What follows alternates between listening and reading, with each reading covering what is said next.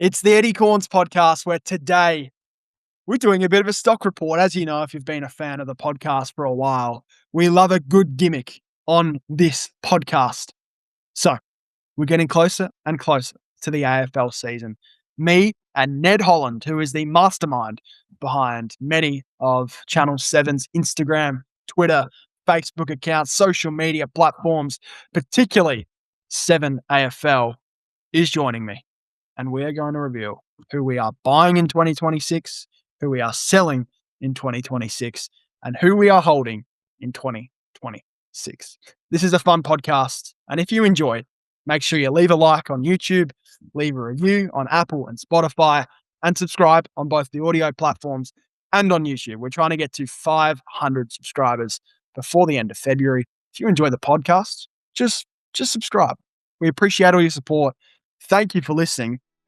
Let's jump into the episode. Enjoy.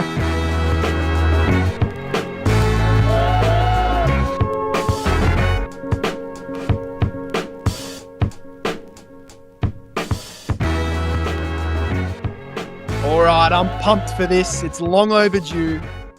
Ned should have been on the podcast a while ago, but it's finally happening. We're in the depths of the AFL pre-season, and we've put our heads together to come up with a very original gimmick. Who are we buying? Who are we holding? Who are we selling in this upcoming AFL season? Ned, how are you? Thanks, Eddy. Go by Bear. Thank you very much. Everyone's slowly finding out. The more I post on LinkedIn, everyone's like, "Wait, your name's not Bear," and it's a very humbling experience when I have to own up to being called Edward. No, where did Bear come from? You could have claimed it, I reckon. Someone when I was like 13, 14, they were like, Bear Grylls is Edward, because he goes Edward and Teddy. And I actually don't remember who it was, but whoever that person was, I owe them my life, because being able to rebrand myself as Bear compared to running around as Edward, I couldn't do that. Eddie's all right. No, Eddie's good. Not actually an Edward, by the way. I know. I've popular belief. I'm very familiar with that. I have read your dad's book, mate. So, of course. Yeah. Yeah, nice. All right, let's jump straight into this. So we're doing buy, sell, hold. What's a good name for this gimmick? Because the agenda setters has the stocks, which I think is the best name, but we can't use that. So maybe stock report. I don't know. Yeah, maybe the Ed's change. Something out with the exchange and just your name. We're talking about our names a lot here, but we'll get there. All right. I'm going to let you go first, and let's start with a buy. We like to start positive on this podcast. So give me a buy for the AFL season. My buy is St Kilda.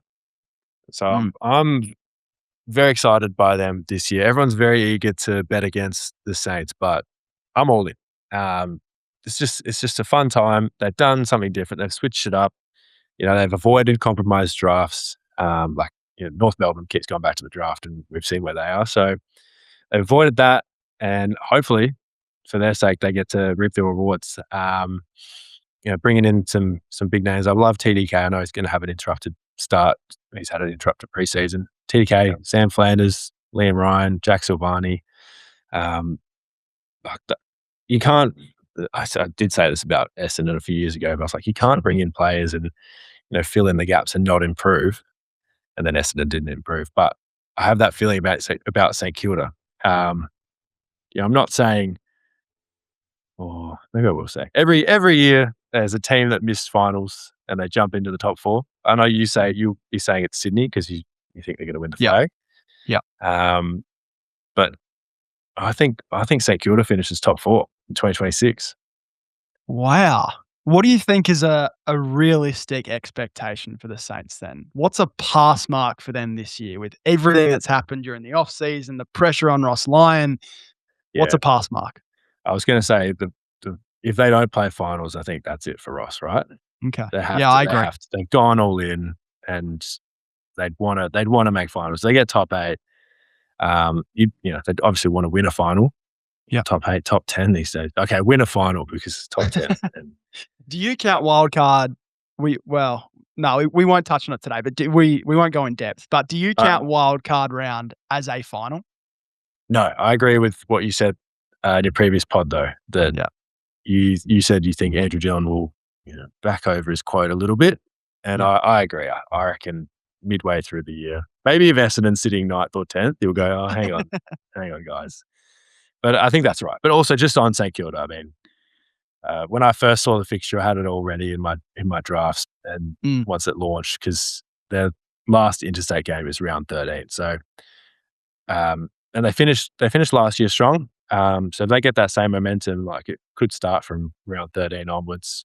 That's an unreal way to finish the year if you don't leave your city, you don't leave your own bed since I think it's June 7. So, I posted that and it caused a ruckus, and everyone was like, oh, all the Saints fans hated me because they thought I was trying to bring them down. But I was like, no, I'm all in, guys. I'm all in. I'm not trying to stare anything, but that's the way. I agree with you. They should play top 8. I think they will. Then again, I haven't actually sat down yet and ironed out what I think the ladder will look like. And there's 14 teams that could be top 8 this year. So it's a tough year, but agree. A pass mark is finals. Don't think they'll get top 4 like you, but good start. Solid start. I like it. Got to go bold on the Eddy Corns podcast. You got to risk ending up on a badly aged quote graphic. You got to go bold. We don't sit on the fence here. We go all in, and that's what I'm going to do with my buy. It's a bit of a bullshit one, but I'm just going to explain my reasoning behind it. I'm buying the Adelaide Crows, and that may sound stupid as I say it, but round 23 last year, the Crows beat Collingwood by 3 points in an awesome game. And after that, it felt like everyone kind of accepted, hey, Adelaide actually is the best team in the competition right now, and they should win the grand final this year. And their stock rose to a 7-year high, highest it's been since they made the grand final. Since that day, all it has done is slowly decline. And we're recording this on a Tuesday at about midday. Yesterday, Dan Curtin's injury felt like the moment where the Crows stock reached a 12-month low, and this quiet little whispers from people in media circles and around the AFL saying, I don't know if the Crows are going to be top 4 this year. I don't know if they're going to be top 6. They'll be in that, 6 to 8 to 10 range. It felt like everyone jumped off and everyone said, maybe this isn't Adelaide's year and they missed their window. I don't buy it. I'm buying all the Crows stock. I'm buying the dip. I'm all in. And it's a pretty simple reason. Thorpe, Dawson, Rankin. The Rankin situation was terrible for every single person involved. And I don't think it actually gets talked about enough how crazy that whole thing was and the impact that has not only on the field, but off the field with all the media attention, the constant badgering for questions of teammates about it. That would have been such a huge distraction during the finals. And I think it played a major part in them going out in straight sets. Rochelle, he was injured for 8 weeks. He missed the qualifying final. One of your better players misses a huge chunk of the season. That plays a huge role in why they went out in straight sets. Defensively, I look at this unit and I say, why do people think they're going to regress? There is no reason for that unit to not be as good as they were last year and potentially even better. They were the top unit in the AFL last season. So I think their defense is going to be just as good. Tex is still somehow on this team. I reckon he'll be in the sandful by round 5, which clears the way for Darcy Fogarty to have a breakout year. He's the forgotten man on this team. And it feels like once he's got Tex out of his leading lanes, he'll be able to just have a monstrous year and sit beside Thorpe and be a really, really, really impactful 1-2 punch that leads the Crows to being one of the highest scoring teams in the AFL. And also, another forgotten man on this team is Sid Draper. Super high pick last year. Reports out of preseason so far is he looked really good. If there was one weakness of the Crows last season, they were probably missing one more star midfielder. Maybe Sid Draper can be 80% of what they need in the midfield. So I'm buying the dip on the Crows. I get the fact that their schedule is a lot harder this year, but it's also not as bad as it could have been. Like they played Geelong, Bulldogs, Port, Collingwood, Richmond, and Freo twice. Geelong's going to be really good. The Bulldogs, who knows? Port are going to be bad. Collingwood, who knows? Richmond will be bottom 6 still, and Freo, who knows? Like they could have been playing Brisbane and Hawthorn and a few other those top teams multiple times. So I am buying the dip on the Crows. They'll be top 4. Don't know if they'll be the best team in the AFL again during the home and away season, but I don't question their chances during the home and away season at all. The questions for the Crows will come in the finals, and we'll wait and see what happens then. Top 4 alongside my Saints. So running out of room up there. We are. We've got a few more teams coming up that might end up in there as well. So it's an interesting ladder for us so far. I'm glad you picked the Crows as your buy, though, as I've just spent a month and a half back in Adelaide, surrounded by my Crows Nuffy friends. And I just want to say, with Dan Curtin, the amount of pressure, I said it on Sunday when I caught up with my mates, I was just like, the amount of pressure that South Australians have put on this little kid's shoulders. He's not a little kid, he's a big man now. But, and then for him to go down, yeah, the win's been taken out. But I do see the vision, because home and away season for them was fine. It was perfect. It was the football they played. That's what your old man was saying. It stood up in the home and away season, and then come finals, it didn't work. So I agree. I think they should be fine throughout the home and away season. The question mark really that people seem to be forgetting is on their finals. It's not on how they'll go during the season. So everyone's kind of hyper fixating on all the doom and gloom for the Crows now. Well, I'll just touch on your man Tex, because I was out at Crows trainings, and oh no, don't try and tell me on Tex. No, he is worth it. He another year. I don't know what he's on. Another year. It wouldn't be that much money. That's not the issue though. The issue is he won't play. He won't be there. But it's not that easy though. Like Port had a few of these guys over the last few years where they probably shouldn't have been playing, but because of who they are, it's so difficult to drop them and force them to play Sandful for 80% of the season. That is true. I don't know. I think it's going to be an awkward conversation, and no matter what Tex says, if he gets dropped, he's going to be flat, and they're going to feel that inside the club. So I don't know if I would have brought him back. But just pre-season, he's looking. He's looking the same he is, but he's the one that's talking. He's the one that's holding them to the standards that they should be at. So, I'm pro-Tex Walker, but I agree. I don't think he'll be there for the majority of the season. That could lead to some awkward conversations, and maybe he does drop off in a communication sense, but hopefully not. And just the other one, Sid Draper. He hasn't actually done anything at preseason, Eddie. I don't know.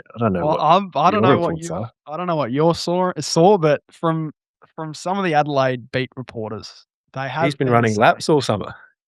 I think it's his back or something. He's been, I don't know what they're reporting then, but I heard that he's been looking good. But maybe it was false reporting, and maybe he'll be a little bit disappointing this year. But either way, I think he's got the talent to be a guy. I agree. Yeah, I hope he gets healthy, but I'm expecting a slow start for Sid, because they're very cautious with him, and he hasn't. I don't know how he was yesterday, but up until Wednesday or Friday last week, he's just been running laps and doing no contact stuff. So fingers crossed for him, because he is exactly, like you said, he is exactly what they need in that midfield. Yeah. All right, your hold. Hit me with it. Well, it was going to be wildcard weekend, but you touched on that a lot in the previous podcast, so I don't want to go too crazy, but I do like wildcard weekend. I think once we get to end of August, it's like who's going to say no to more footy, and that's what you said last week. So I'm going to switch up my hold, and I'm going to focus on the clubs. Like you just said, Adelaide, everyone's ready to ride off. Not so much them, but the clubs everyone's expecting to drop off this year. So Collingwood, people are saying too old. Hawthorn, following Will Day's injury, which I'm waiting on a text from Mitch Cleary. He's meant to break how long he's out for. He was meant to do it at 10 a.m., but he's still waiting confirmation. So if this podcast has a little blip in the middle of it, that means I had to do a tweet. So Hawthorn, and then Melbourne as well. So people have been writing off Collingwood since mid-2022 because they win games they shouldn't. And I just think at this point we need to learn to expect it. You're saying older, they've lost handy depth, but I think it's a lot of trauma in me. I just fear the Magpies so much. And as long as Craig McRae is at the helm, then they'll always find a way to win. I don't think they'll. Whenever I do my ladder predictor on Twitter, I always make sure I put Collingwood somewhere in the top 8 so the fans don't come for me. But I'm not talking the Premiership. I'm probably not talking top 4, but I would be putting them in my top 8 again this year. Yep. Okay. And especially with wildcard weekend, like if they finish 10th, I don't care who they play. Like if they finish 10th, the Magpie Army travels. They're the favourite. They're winning that game, especially if it's against an MCG tenant. Like this is, like I said, PTSD, trauma from being a Melbourne fan, top of the ladder. I think we played Collingwood and it was just a nightmare. It's like, why this is meant to be a home game for us. Why can't I hear us? We're not loud anyway. But Pies, not writing them off. I'm going to say play finals. You can never underestimate the Magpie Army. Hawthorn, I see a lot of similarities with Sam Mitchell and Craig McRae. Just as long as they're there, their club will find a way to win. Will Day is a big out. He only played 6 games last year, but look at, they still made it to a prelim last year as well. Jeez, I'd love Mitch to hurry up because then I could say how long he's out for this year, but I can't break Mitch's story on the Eddie Cause podcast. So they've lost Warple, CJ, Sarong. That's once again similar to Collingwood, some handy depth, but they're young. They're so young. I feel like they're ahead of schedule in terms of competitiveness. Anyway, like Wiz is 20 years old, Weddle's 21, Guinea and Connor McDonald are 23. So they might be, they're going to, hopefully those boys keep developing as they should. And it's only up for the Hawks. I still expect to see them playing finals and, the genius does what the genius does. Genius. Yeah. And the last one, Melbourne. So you guys aren't shy of talking about Port Adelaide. So I will put my hand up. Go ahead. I'm a Melbourne fan, but if there's such thing as a mediocre call, then maybe actually a whelming call, because I'll say it and you won't be overwhelmed, you won't be underwhelmed, you'll just be wet. Okay. So your day will continue as planned. Yep. I think despite the list changes, the coaching changes, everything, Melbourne will not finish lower than what they did last season, 14th. So everyone's expecting them to be, bottom 4, and that's valid. There's a lot of teams around that mark, but there's just something different in the air at Casey Fields. So this is the most excited I've been for Dees football since 2022, since they won the flag in 2021.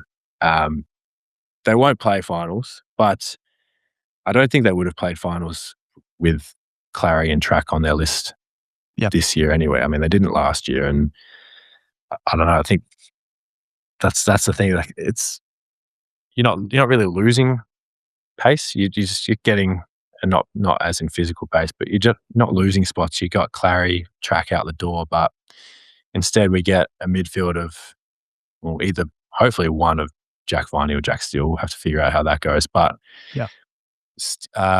Cozzy Pickett's in there, Trent Rivers is there. It looks like Caleb Windsor's in there as well. Like Melbourne fans finally get to see what the next generation is. We've been calling out for that for 2 years.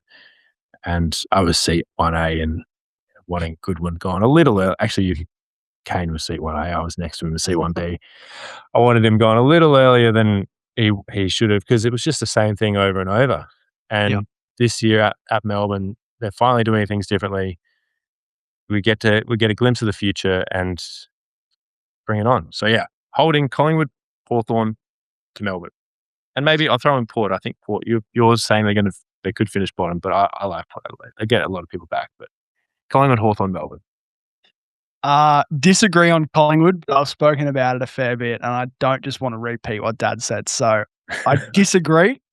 Hawthorn agree. Holding, they should be able to keep afloat depending on what happens with Will Day. I think they should still be fine during the home and away season. I feel like they'll feel his absence more if he isn't available in September. Melbourne, agree with you 100%. I think that situation was so toxic within that club that Yeah. actually getting rid of Petrarca and Oliver is potentially even going to improve them. Even though there's less talent on the field, I just think that whole thing became so untenable that maybe getting rid of those two players will actually help them on the field a little bit more. And I love your young guys as well. Stephen King, it's always hard to predict what happens with new coaches, but normally there's one team that gets a big bump from having a new coach. Maybe that's Melbourne.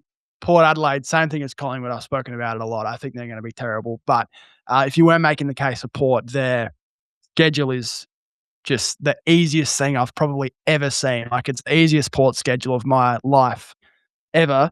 And there's some games, like I think they play North twice, like maybe they get 2 wins there. But overall, I just think Port has not enough talent up forward and in defence. So anyway, I've spoken about it a lot. My hold, GWS. The Giants had a really, really, really strange year last season. And they actually ended up costing themselves top 4 because they lost to the Dogs twice. GWS was the only decent team the Dogs beat. And they lost to Port in Canberra in that really weird game where it was like hailing and both teams were trying to lose. It was a disgusting game to watch. That was the game your old man put on Dirty Dancing instead. So this leads the GWS having a record of 16-7. They finish 5th. They bow out first round of the Hawks. So I think you'd overall say disappointing season for the Giants. Lots of missed opportunities. They should have been better. But there was also a lot of good. Cadman showed a ton. And I think if there was a number 1 candidate for the breakout star of 2026, Aaron Cadman is that guy. I could see him having a monstrous year, and all of a sudden we're having conversations about him being a top 15 guy in the AFL. Toby Green had a really interesting year as well.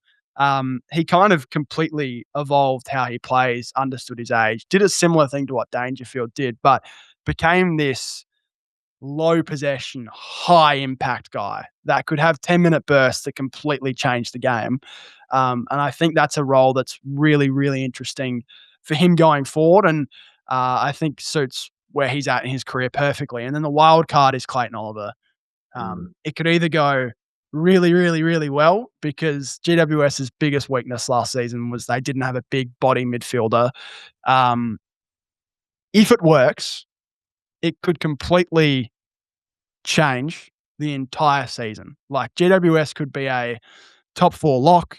They could be one of the top 3 premiership contenders as we head into September. If it works, if he's 80% of what he was in his prime with Melbourne.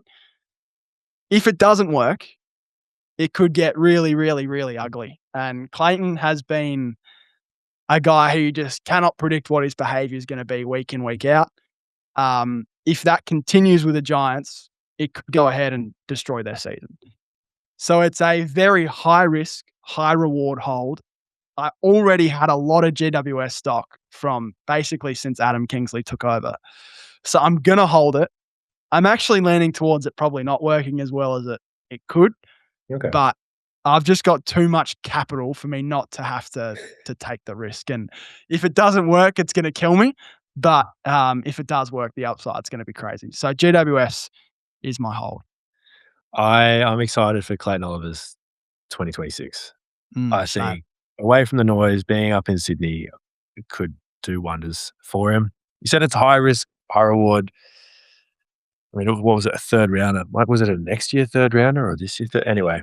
Yeah, it's not really about the draft pick though. It's about like if this guy becomes a distraction every single week.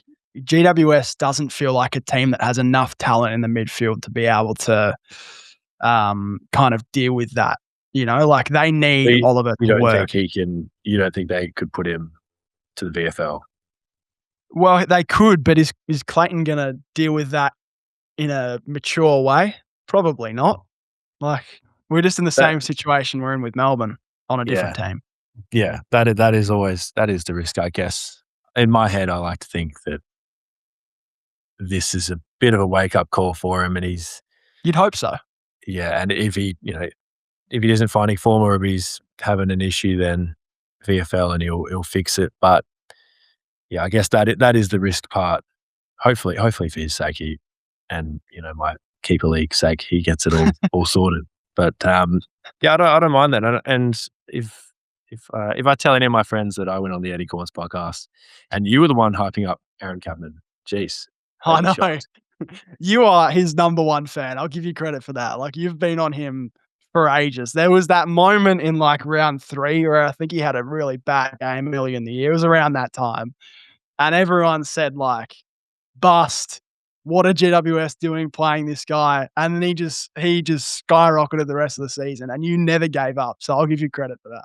That's my guy. That's my day one since the Rebels in Ballarat, mate. So 2022, I reckon. Yeah, 2022. So that's unreal. But there was actually a brief moment. It was when Nate Caddy was taking the piss. It was that game up at the Gabba, and then he had a great run.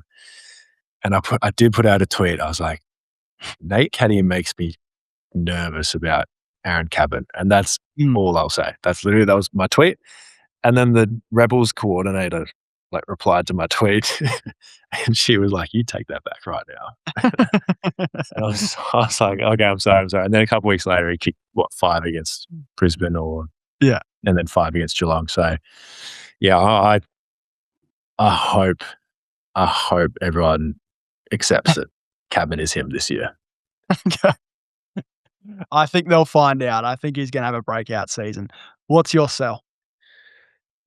My sell, which I could have sold back when it was unveiled in October, I could have told you we'd be here, but some of the new rules. So the sub rule is all the talk right now, but I just want to talk about the stand rule first. And David King put out a tweet the other day that added fuel to the fire on the new stand rule.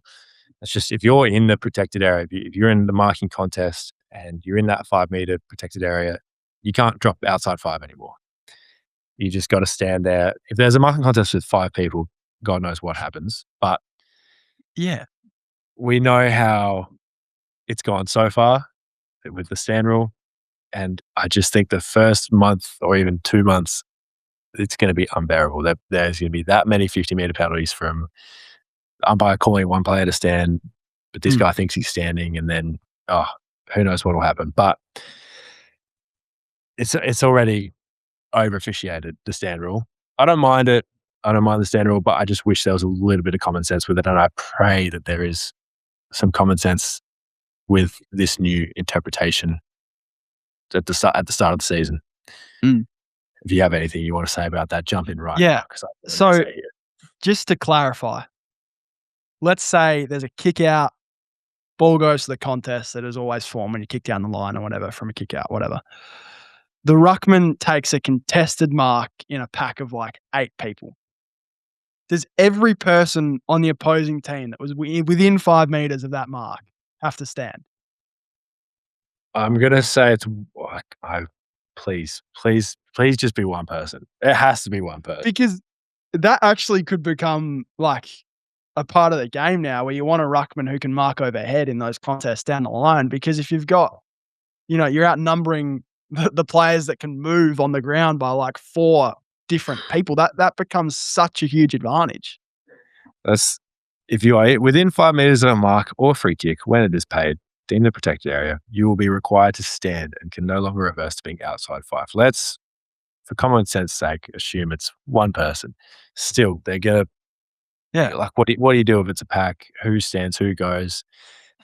Coaches are smart. Coaches will exploit things. They'll find a way, and then there'll be an awkward bit where they're fixing it up and whatnot. But speaking of coaches exploiting things, actually, if we jump into the 5th player on the bench and how quickly that's all fallen apart straight away. So all of a sudden, they've got the pseudo sub back in the game. So every 5 years, we either bring in a sub rule or remove a sub rule, and it's January 2026. We've already done both. So we had the tactical sub, got rid of it, added a player on the bench, and because the AFL once again bent over for the coaches' opinions and thoughts, And now the coach is like, oh, we probably just won't bring this player in until after halftime or whenever we need. So the sub's back.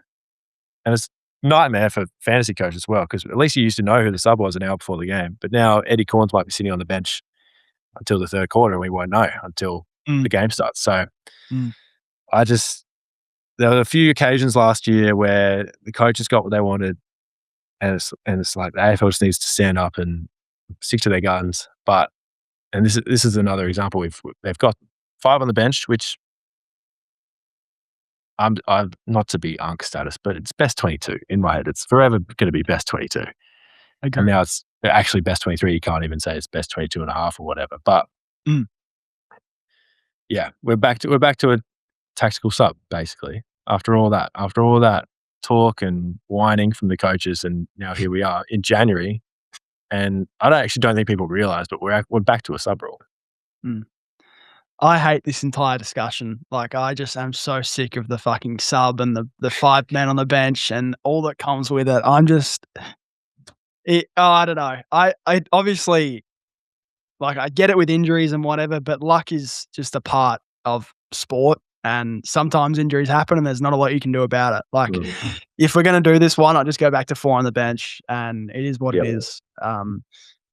Anyway, it annoys me, this whole conversation, and I agree with everything you said. It is just coaches who love to whinging, and we'll get to the halfway through the season and people will be complaining. We'll be back in the exact same spot we were this time last year. So, anyway, is what it is. Year 2020, 2029, you reckon we'll have 6 on the bench or 5 on the bench and a sub back in the game? It's a cycle. See how we go.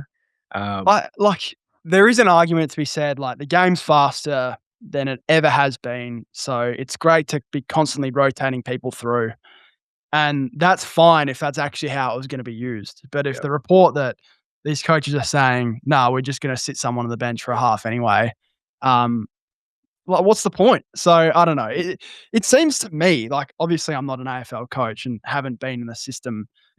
So I don't know what the conversations behind the scenes are like and all of that stuff. But would it not just be smarter to rotate 5 people through constantly and just constantly have fresh people on the ground? That to me feels like the smartest thing to do, but maybe I'm wrong. Maybe we'll get to halfway through the season and a guy sitting on the bench for 40 minutes and then having to warm up and come into a full-fledged high-pressure game is the way to go. See, I do agree with you on that, but I'm awfully afraid to talk actual football tactics because I know my place. It's like when I'm sitting in a room with Hodgie and Rui or whatever, and it's like I'll have an opinion and they'll disagree, and I'm like, yep, all right. I mean, I can't really argue with that, but you'd want to stay warm. You'd want to at least get in the game for some little bursts, but I don't know, man. It's just that article from Cal when it was 2 days ago. Yeah, I'm glad Sench made it or put it on his page, and I know fantasy football coaches are gone berserk. So it just needs a little bit more attention. It's one of those things that these rule changes, it'll hit people like a freight train come opening round. So even the no ruck nominations, it's like if I read it out, if no rucks nominate, or if the 2 nominated rucks are too far away when play is restarted, the ball will be thrown up and will have to hit the ground before play on is called. That's what our league is going to be. We're going to toss up the ball and everyone's going to stand around and look at it and watch it hit the ground, and then we go. There's just so many little things that it's just Greg Swan gone into a meeting, had to come out with a few things, and off we go. So that's my sell. Some of the new rules, because I think there was about 7. So that's only 3 of them. So some of the new rules. I like it. Very good sell. My sell is Gold Coast. And that might surprise a few people, but I just think everyone just calm down on the Suns, okay? If there was one team that I've seen across this preseason that has been picked to finish first the most, it isn't the reigning premiers. It isn't, the Swans, who I think may finish first and will win the grand final. It isn't Geelong or the Hawks or GWS or whoever you name. It's Gold Coast. People think this team are going to finish first, and they think a football dynasty begins in 2026. And while I get that the AFL has chosen Gold Coast as their, the team that they're going to do everything in their power to make good, I get it. Say it. I get the Say it, argument. Eddie. The Nepo baby. I There like, we yeah, I get it. go. But, but I still think they're a year away. The dynasty could happen. They could still win a premiership within the next 5 years. But I don't think 2026 is going to be the year. This is just how their back six is probably going to look in round one. Andrew, Collins, Euland, Rioli, Ballard, Noble. Mac Andrew had a pretty disappointing campaign in 2025. Gave up some big bags, had some real brain fade, disastrous moments in big spots that potentially cost Gold Coast a couple of games. Rioli wasn't fantastic either. Like, I don't think he quite lived up to expectations of him coming across to the Suns. And the other thing that they were vulnerable to was when a team played fast and caught them off guard on the rebound, they seemed to give up quite a few points to those teams who are aggressive and take the game on. That's on tape now. That's on film. Teams have seen that. And when they play Gold Coast this year, teams are going to take the game on and play fast. So they're going to have to do that throughout the whole of 2026. And then their forward line, Long and King, they are so dependent on those two players. If they don't have good games, Gold Coast are going to struggle to get to 80 points. In 2026, with how fast the game is, with the stand rule, like you've just mentioned, with how the AFL is constantly emphasizing more scoring, you're going to have to score 80 games at least to 80 points, at least to win. And I'm not sure Gold Coast is going to be able to do that week in, week out if those two aren't some of the best forwards in the competition every single week. So don't get me wrong. The Suns are going to be good. They're probably going to be top four. But We are running out of top four spots. Let's stop crowning Gold Coast as a premiership favourite already. They've done nothing. They beat Freo. Like, this is in the finals. This is not a team that has gotten really, really close time in, time out, and this is finally their year. They're still young. Damien Hardwick, obviously a great coach, but I think you're a year off still. There's one name you didn't mention in their forward line. I mean, we were talking about Clayton Oliver before. It's a bit similar. How do you think Jamari Uhagan will go up forward? I'm just not even considering Jamara as a factor in the season until he proves to me that he can be there for, I'm going to say, 10 straight weeks. Okay. If Jamara plays 10 weeks straight of football, I will start to factor that into how I consider Gold Coast. Until that happens, it's just a possibility that I'm not even going to consider. Okay, I like it. Do you think Petrarca is up forward, or they bring him up there? You're not going to put him up forward. You need him through the mid. I think he'll. It is a good question. I think he'll probably split time. I think he'll be very Jason Horne-Francis-esque in terms of how they use him. It'd probably be 60-40 mid forward. But again, like, Petrarca wasn't incredible last year. Like, it wasn't like he was all Australian. So he's getting older every year. It's not a lock for Petrarca to be a top 20 guy. You're talking to a Melbourne fan.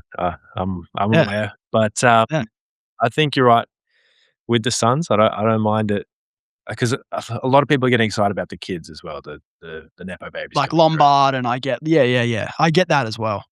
But they're not going to do it. The ones this year, they're not going to do it first year. Euland looks great. Dylan Patterson looks amazing. He's got that big fan account on Instagram that's commenting on literally every single post. But they're not going to do it this year. And even then, like if they're playing halfback or wherever they're slotting in, there's the Riolis and Joel Jeffrey. Even Joel Jeffrey's ahead of them right now. So it's an interesting one. I see the vision for the cell, and I can't argue. I mean, I need to make space for my Saints in the top four. So I'll bring it on Gold Coast. I am kind of buying Jamara though, I will say. I think you saw Yeah. my post from shout Yeah, out to you're them. getting sucked into the Good article. videos. No, see, there's things, Eddie, that people think I'm getting sucked into videos or I'm doing it because I got sucked into it. But I know that people are going to get either sucked into it or they're going to have an opinion on it. So Yeah. I put that out there. It adds a little flavor to the No, post. I But get it. it was a good article with zero hanger. So shout out to them. But yeah, you need 10 weeks. I'm if he plays one game, I'm excited. I'm in.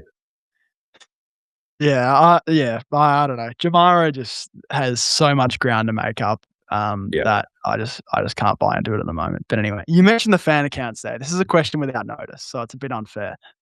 But if there was a player that you think like you're trying to grow a fan account as fast as you can, there can't be another fan account that already exists of them, so they can't be a pretty high draft pick or a popular player. Which player would you pick to make a fan account about? That's a good question. You'd be surprised though. Like you're talking about, it's not a big name player or not one that's Yeah, well, pretty some famous. of the most random players are the biggest Like, following fan I've got accounts. Harry Dean Lover in my comment section. Like Harry Dean, are you kidding me? I feel like Joel Frazier already has one Mm, because I'd love that. It has to be a big club, so that's why Dylan Patterson admirer. I'm not sure how it'll go, but he is in every single comment section. But the Suns, they're not a big market team. no. What about? I do love the older player ones. Mm, There's a Ryan Lester one, that's good. so that's a real niche one. One that hasn't already. Don't even think. I don't know if my Josh Shelley's got one. I might need to do one for Rash. Yeah, that's a good He's one. gonna have a good year. Yeah, but Mm, if I tried to go the whole podcast without it, but this is why I did that tweet last year. So you could do one dedicated to say it stayed. Say the 6-7 trend stayed forever. You could do one dedicated to whoever which it will. got picked 67. Nah. Well, this is the thing. Everyone points fingers at me for the 6-7 stuff, and I'm like, I've only ever did 4 posts on 7 AFL about it, and that was the first one I ever did was before the NAS game. It Mm. was Windsor and Viney standing next to each other, 6 and 7, and someone commented. I've never forgotten this. Someone commented, "Admin, it's July," saying like the meme's dead. I was like, "Oh my god, that has stuck with me since I saw that comment." Admin, it's July. Firstly, I had to wait for it to become a known thing in Australia.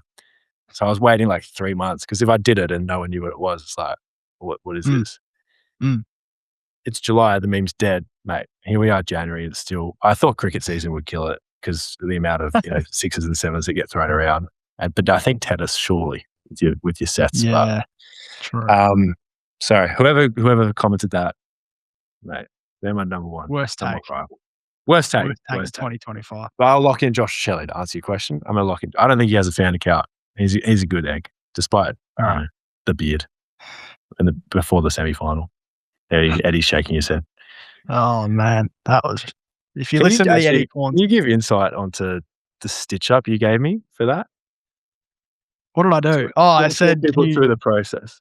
to be honest, I can't even remember, but I think I asked you for the photo or something, and then I just used it to I abuse was Josh Shelley. I was sitting there, watching the stream, doing my job from Adelaide Oval, and I see Josh Shelley walk in with the fake beard to on O'Reilly Thilthorpe. Yeah. And I'm like, oh, that's funny. I'll clip it up. That's funny. That's good. And then I get a text from Eddie Corn saying, oh, Josh Shelley's just walked in with a fake beard. You should put that out. I'm like, yeah, don't worry, Eddie, I will. And then 48 hours later, or 24 hours later, firstly, Kane's piling onto Josh Shelley for not taking it seriously and wearing a fake beard. And then 48 hours later on the Eddie Corns podcast, Eddie Corns is piling onto Josh Shelley. And you're like, yeah, I kind of texted you that because I wanted to have a go at it if they lost. I'm like, Eddie, it's not what we do. As soon as I saw that beard, as soon as I saw it, I knew the Crows were fucked. I knew that. I just knew it. That was Josh. Yeah, Josh. I want to like Josh. I really, really do. I try my hardest to like Josh, but there's just something he does. Like there's something about him. I don't know what it is. It just annoys me. And No, the I love beard him. was the final straw.